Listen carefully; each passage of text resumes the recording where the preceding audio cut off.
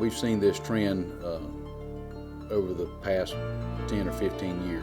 There's been an ever-increasing amount of prescription drug diversion and related issues and crimes that we've seen in our county. When I first became a deputy, the prescription drug epidemic seemed to really be taking hold around that time in the late 90s. And it's just been a continual problem and a growing problem ever since. One of the largest expenses to our government right now is either in prescribing the medications or in treating the folks after they've gotten into problems, either addiction, abuse, or even suicides and accidental deaths.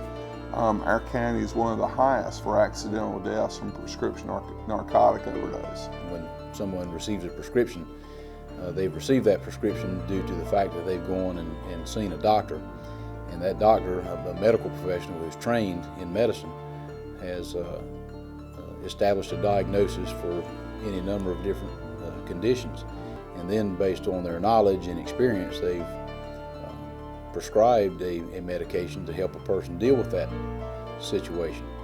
And so when people take medication that's not prescribed to them, obviously they haven't been to the doctor, and these drugs, especially if taken in a manner that's not consistent with a doctor's prescription, can be very dangerous. When you get into methadone and prescription opioids, they can be extremely unpredictable and extremely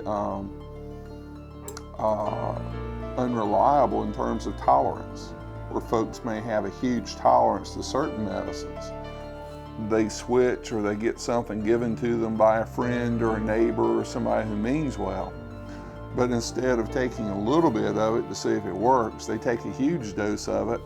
They wind up overdose because they thought they could tolerate more. When somebody takes a prescription medication that's not prescribed to them, obviously they don't have that type of condition. They're not under the doctor's continual care. And of course, then they're taking these medications recreationally, they're using them to get high, and they're not using these drugs for the purpose for which they were intended. And that makes for a very deadly, potentially deadly combination.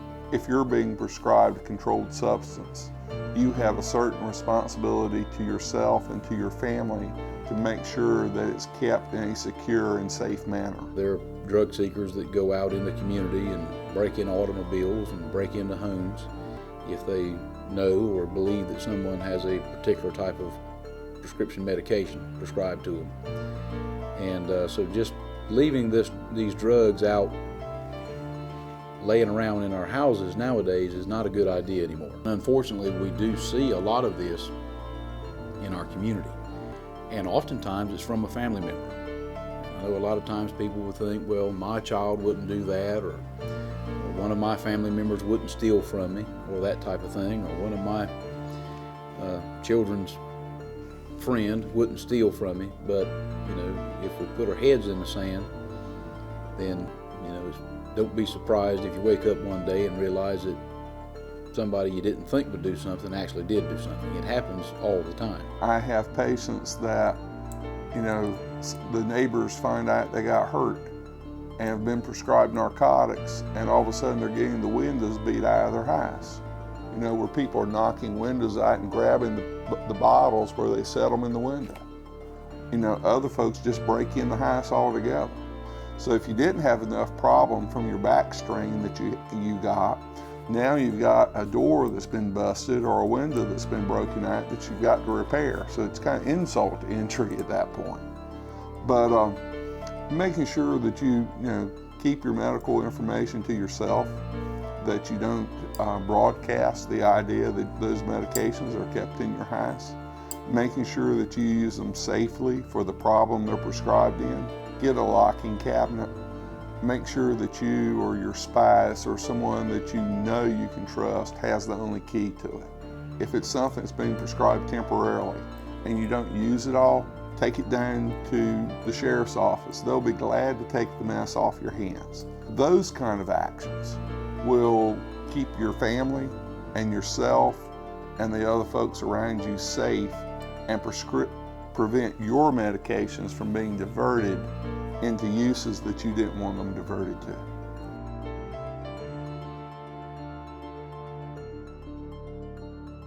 With teen prescription drug abuse being on the rise, it obviously affects my age group. People typically don't realize how big of a problem it is, and especially teens, because we don't, collectively as a whole, I don't feel like that my generation realizes how their choices today will really affect them in the future. There's also a false sense of security, especially among young people, that taking a prescription drug recreationally for a non-medical purpose is safe. It's not safe. It's the opposite. It's extremely dangerous. Prescription drug abuse now is more likely to be the gateway drug for our teenagers. Primarily things like nerve pills and hydrocodone. A lot of times where it's either been prescribed by a parent or for a parent. I think for most of us that are involved in substance abuse prevention, it typically stems from having a family member that struggled with abuse. And in my family, I did have that. My aunt was married to a man that abused prescription drugs and all sorts of drugs. And then also, I think that there's nothing better than being passionate about something that affects you daily. And obviously with teen prescription drug abuse being on the rise, it obviously affects my age group. They're becoming secretive, they're not acting right, they're short-tempered. All those kind of things are telltale signs when you see that change, that something's going on. You may not know why, but something's going on. But I think that's the key for parents and for families and for loved ones, is something different. And have we addressed it, and are we taking care of it properly? Becomes the bigger issue for them. The big thing in prevention is catching it upstream. And so we would prefer to catch it before the problem starts by educating than to catch it downstream and have to go through the recovery process, which is really expensive.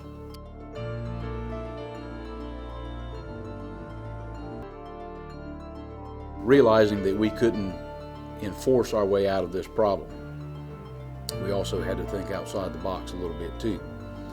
And back in 2008, we started a program which we called Pills Can Kill. And that was basically our prescription drug take-back program.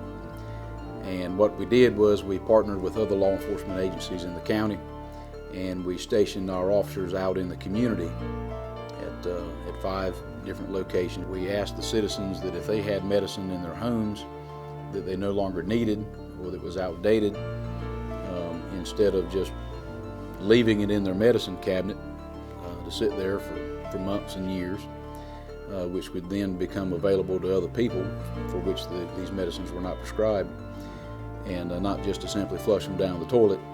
We asked the citizens of the county if they would bring those medicines to us and let us collect that medicine and document it and then dispose of it accordingly.